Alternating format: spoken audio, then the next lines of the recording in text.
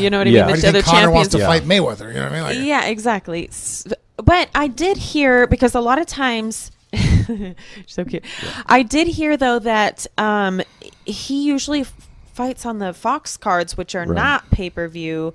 So there's there's obviously, it depends whether he was fighting pay-per-view or not. Well, according to all parties, this was supposed to be according to Dana White, this was the first time he was going to get pay-per-view points. I was surprised at that. Yeah, I think that's what it was. Yeah, he has headline it's pay-per-views weird because we before. can talk to somebody like a Chael that fights for Bellator. Yeah.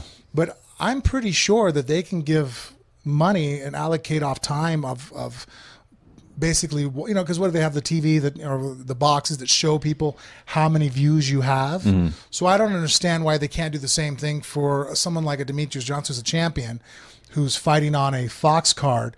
I think they should also scale his pay towards how many people are viewing. Well, I think that's what the issue has been, is the UFC's point, now to play devil's advocate, is that he doesn't draw that well because he's small. Mm-hmm. I love the small weight divisions. I think there's 5 fights in one half the time, you know what I mean? Because they're so active. But the thing is like, he can't draw a pay-per-view very well. Do you think that's also a lack on their part of not really put? Because I saw it talked about there was a particular fight that they brought up an example that the UFC started posting, watch the fight, social media type of hits starting 8 weeks out.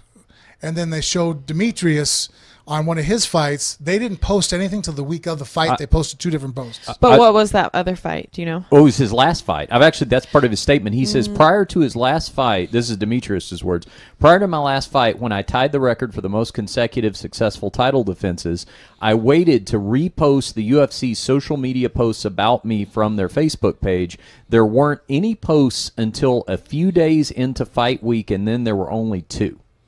That's his right. But who was the fight you were talking about? I don't know offhand. Yeah, see, but I do know that I do see things, and fighters are promoted pretty well. But I mean, you kind of notice that. I see, like Amanda Nunes got no promotion. I think that she's kind of the dark horse of the bantamweight division. I think it's a mixture of both, to be fair and honest. I think when the UFC is a marketing machine. Right. So when they post something about Demetrious Johnson, they assess it. Does it do well? Not as well as when I post this. Well, okay, well then we're going to post a little bit more of this and a little less of that. You know what I mean? You don't think they should still drive it, though? It's one of those things that, I get what you're saying. I'm not saying that they should or shouldn't. I'm just saying I think that's what they're gauging it off of. Right, but I think that they should, on their part, not just, well, we're not getting a lot of feedback. It's like, well, you know what? Now you got to work twice as hard. Well, now you're talking about right and wrong and morals. Right. We're not talking. Well, there's also work ethics, business, and then there's. You can't sit there and complain that no one's buying this particular product I have. I'm like, well, how hard are you pushing it? Well, this product's easier to sell, so I push it more. Well, I get that if that product moves more, it's easier for you to want to get up in the morning and push that product, but you still own this product. So you need to push this product. And if it takes twice as much effort, then it takes twice as much effort. That just to me is just business 101. It's like, well, you're going to get out of it what you put into it. And I think in this controversy, though, with this statement, Demetrious has really upped the ante or the level of discussion, because the what we're discussing here has been kind of the age-old thing with the flyweight division, as long as it's been around. Can it catch on? Does it get promoted enough? Or is it the fact that people don't tune in? He completely has dominated everybody. I think that's another thing that hurts him. Well, yeah, but I think if there was wars more there, and I think the title exchanged hands, people like competitive weight classes. I mean, if you go into boxing back in the 70s, I think people watched boxing more during the Muhammad Ali, Joe Frazier, George Foreman, Ken Norton time. Then when you got into the 80s, when it became the Mike Tyson show, I think overall boxing wasn't as interesting to people because you have one person who just dominates something. It kills. But then again, look at Anderson Silva. I mean, and George St. Pierre and Ronda Rousey, champions that had long reigns. People get excited almost to see if they're going to be able to do it again, or if they're going to finally fall. Like, everyone wants to see that person with the long reign finally fall. And again, to kind of go back to your point, now, I like DJ, and I don't disagree with, I don't think he's wrong in anything that he said.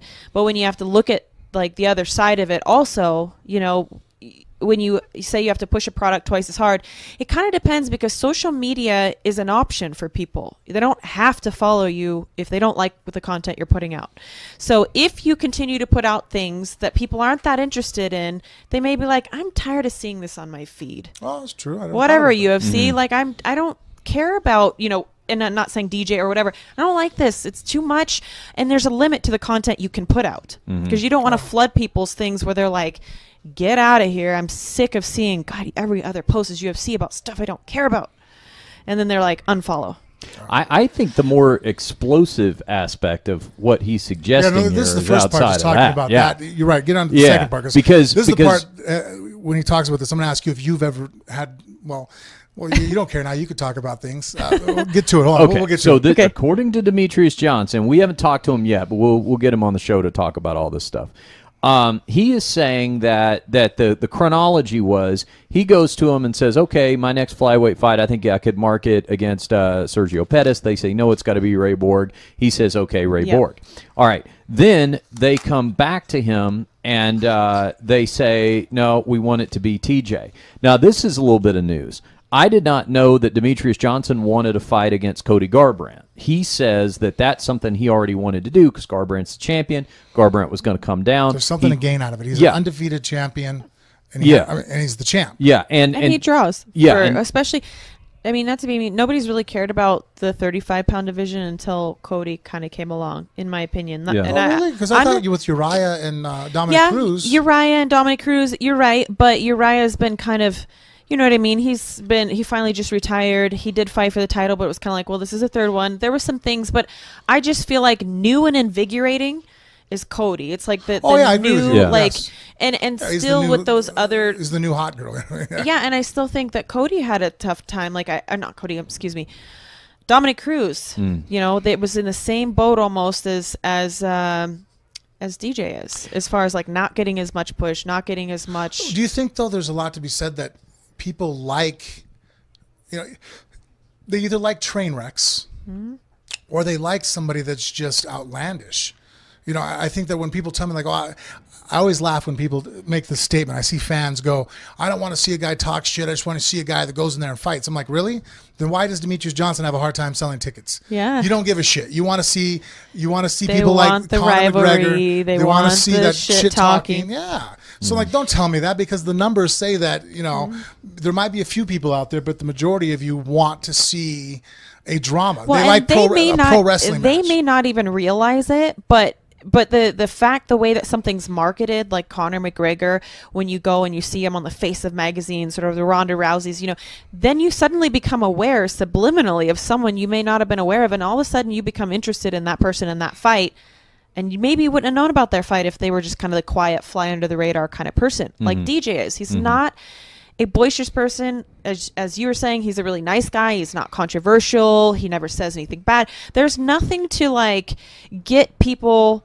And he's actually really funny. You sit down and talk to him. Yeah. He's such an interesting guy. Oh, yeah. But he doesn't put it out to the media that well. He will do it in a podcast when he's comfortable and stuff. But when he's in an interview, because he can be a pretty good smart ass. He can be a little wise ass. Yeah, but he doesn't really do that too much. And he's very politically correct. He's very, and I think he needs to just open up a little bit. I think if he could make some bold statements or say some things that are good catchy headlines, or have a rivalry if there's someone he didn't like in the division really that he really wants to fight. Well, and I like how in his last fight when he was so dominant, he actually came out there saying, I am the best fighter in the world pound for pound. Like, I like that. Yeah, I like those statements. It's like, well, say it. You're doing it, might as well say it, because there's really very little argument contrary to that statement. I agree. Yeah. I think what gets missed, and then we'll get into like where he was really pulling back the curtain here. I think what gets missed to the casual fan is that I think part of the fascination of Demetrious is the smaller size. That it's that, look, this guy weighs 125 pounds and he's a badass. Like he could wipe out anybody in the bar. You just don't realize it. He's like a secret weapon. When you look at it. That's the hardest thing I have grasping. Yeah, they have to get that. People care about that. Well, I know, but I also think that they don't appreciate the guys will sit there and have the conversation well, I weigh 180 pounds, and you know what I mean? If I train for 4 weeks, we've talked. That's the problem. Yeah. Right there. Like, who gives a shit? Like, what he's talking about. You're watching a martial artist compete against other martial artists. I'm watching a fight. Like, I've never related that, like, well, wait a minute, you're not a fighter. Like, why do you care whether you can beat him or not? Like, you're not a professional fighter. Like, guess what? 4 weeks, 4 months, 4 years of training, he'll take your chain.